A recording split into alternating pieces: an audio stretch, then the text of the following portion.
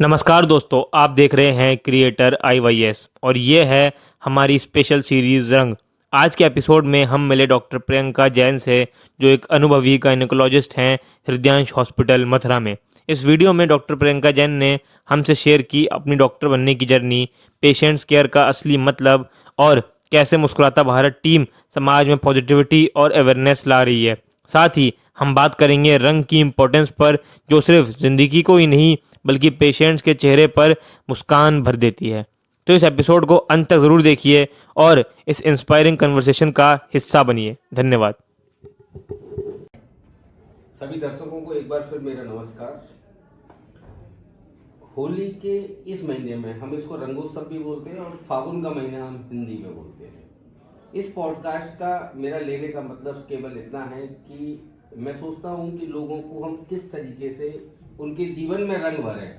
एक इस तरह के शब्द हम किस तरह से लोगों को दे सकते हैं। आज मेरे साथ है एक गायनेकोलॉजिस्ट। मैम अपना नाम बताइए। मैं डॉक्टर प्रियंका जैन, मैं हृदयांश हॉस्पिटल से, मैं गायनेकोलॉजिस्ट हूँ। मैम, किसी के भी जीवन में रंगों का कितना महत्व होता है। सामान्य जीवन में जब आदमी जीता है तो क्योंकि हम लोग मुस्कुराता भारत पर काम कर रहे हैं, तो रंगों से कितनी मुस्कुराहट लोगों के जीवन में आती है। लोगों को हंसने के लिए, तनाव मुक्त रहने के लिए एक गायनेकोलॉजिस्ट अपने पेशेंटों के लिए क्या 3 उपाय देना चाहेंगे? किस तरह से पेशेंट हंसमुख रह सकते हैं? एक डॉक्टर, एक गायनेकोलॉजिस्ट के लिए तो रंग हरी सब्जियों में है। आप पौष्टिक आहार लीजिए, पीले फल खाइए, लाल टमाटर खाइए, तनाव मुक्त रहिए, खुश रहिए। 5 ऐसे नियम जो एक प्रेग्नेंट लेडी के लिए बहुत जरूरी है आपकी नजर में। 5 जो बहुत बहुत जरूरी नियम है वो है नियमित जांच कराना डॉक्टर से। बहुत अच्छा। ठीक है। इसमें क्या होता है, जब हम डॉक्टर से नियमित जांच कराते हैं तो हमें सारी चीजें पहले से पता चल जाती है कि बीपी है, शुगर है या कोई इन्फेक्शन है, तो हम उसे टाइम पे ट्रीट कर सकते हैं। दूसरा है पौष्टिक आहार लेना। अक्सर महिलाएं यहाँ पर कुपोषित रहती हैं, खून की कमी से ग्रस्त रहती हैं, तो उनको पौष्टिक आहार की सख्त जरूरत होती है। तीसरा है बहुत सारा पानी पीना, जिससे वो हाइड्रेटेड रहें, डिहाइड्रेशन ना हो उनको। चौथा है हल्की फुल्का व्यायाम करना, सुबह शाम टहलना या थोड़ा बहुत योगा कर सकती है। एक सामान्य जीवन में जो हमारे यूथ होते हैं, जिनकी नई शादी होती है, उनको अगर प्रेगनेंसी के लिए कुछ करना है, अपना कुछ प्लान करना है, तो डॉक्टर को दिखाना कितना जरूरी होता है? डॉक्टर को दिखाना बहुत जरूरी है, क्योंकि अगर वो प्लान कर रहे हैं तो उससे पहले डॉक्टर अपने चेकअप करेगा, ब्लड की इन्वेस्टिगेशन करेगा, देखने को कोई इन्फेक्शन है या हीमोग्लोबिन लो है या थायराइड की कोई प्रॉब्लम है या डायबिटीज है, तो उससे वो प्री प्रेगनेंसी ही उसको वो सही करेगा और उसके बाद पेशेंट को बोलेगा कि अब आप कंसीव कर सकते हो। इससे क्या होगा कि माँ और बच्चा दोनों सुरक्षित रहेंगे।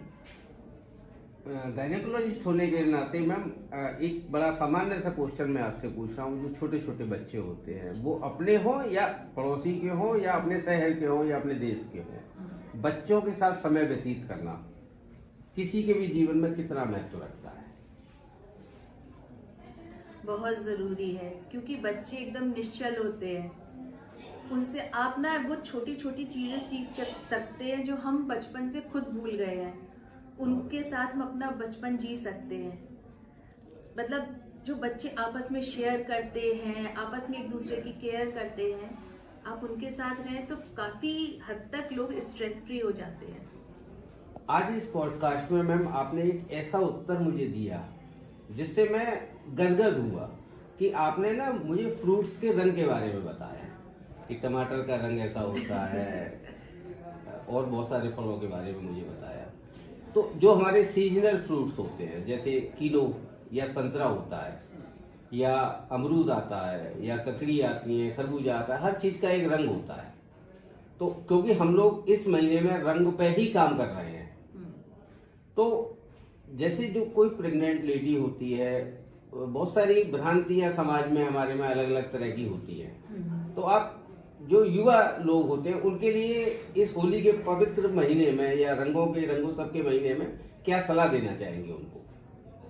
वो किस तरह से तनाव मुक्त रह सकते हैं, किस तरह से अपनी प्रेगनेंसी का एंजॉय कर सकते हैं? सबसे पहले तो प्रेगनेंसी कोई बीमारी नहीं है। प्रेगनेंसी एक बहुत नेचुरल चीज है और इसे एंजॉय करना चाहिए। बस समय समय पे जांच होती रहे, चेकअप होते रहे, तो सब कुछ सही होता रहता है।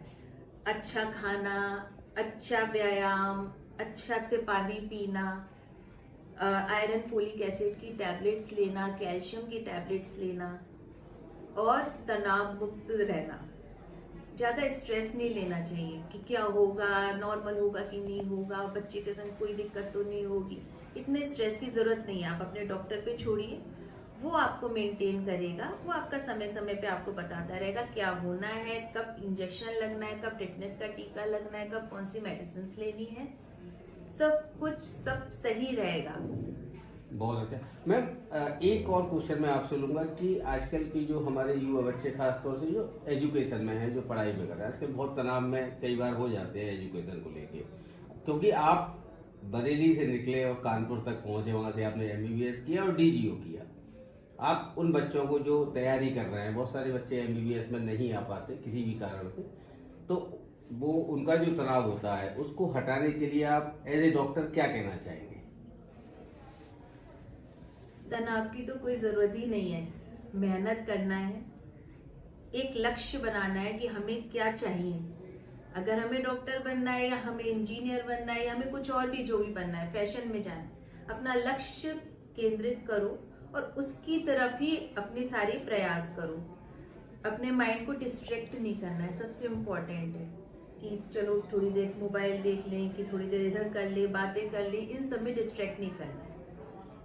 अपना लक्ष्य की तरफ बढ़ते रहोगे तो वो जो एक डायलॉग है क्या कि जो आप चाहे पूरी कायनात आपको देने के लिए तो आप बस अपना लक्ष्य तय कर लीजिए। कुछ भी मुश्किल नहीं है। और अगर फिर भी अगर आप फेल हो जाते हैं तो फेलियर कोई आपकी लास्ट स्टेप नहीं, आप फिर से खड़े होइए, फिर कोशिश कीजिए। और अगर आप फिर भी नहीं हो रहे तो ईश्वर ने आपके लिए कुछ और अच्छा सोचा होगा।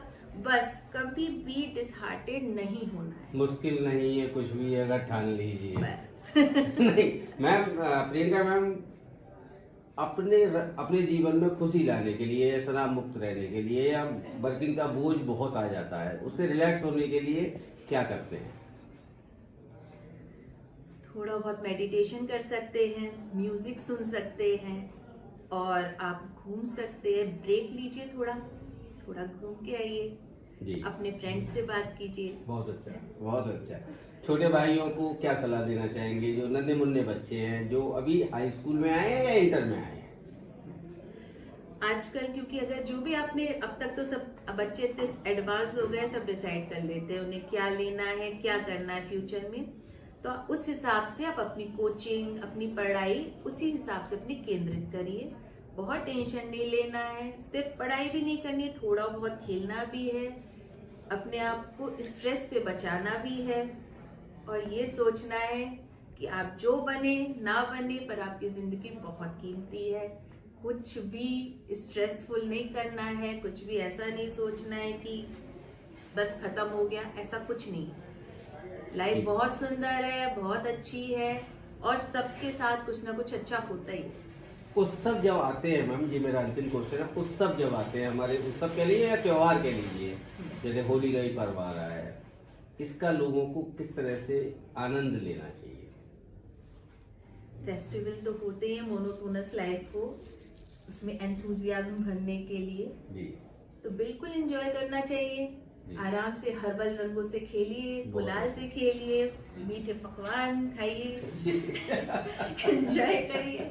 हमारी टीम से मुस्कुराता भारत की टीम इस थीम पर काम कर रही है, रंगोत्सव के महीने में रंग के ऊपर। आप हमारी टीम से क्या कहना चाहते हैं? आप बहुत ही अच्छा काम कर रहे हैं और मैं सभी से कहना चाहती हूँ कि भाई रंगोत्सव में खूब रंग लाए, आपकी जिंदगी में खूब एंजॉय करें, आप लोग स्वस्थ रहें, यही कामना है। मैम, आप लोग स्वस्थ रहें और आपके पास जो पेशेंट जिस भावनाओं के साथ आता है वो भावनाएं पूरी हो, मरीज खुश रहें, उनके जो प्रेगनेंसी हो रही है वो बच्चे अच्छे हों, आगे जाके भारत का भविष्य बने। आज आपने समय दिया रंगोत्सव के इस मंच में, मैम आपका बहुत बहुत धन्यवाद।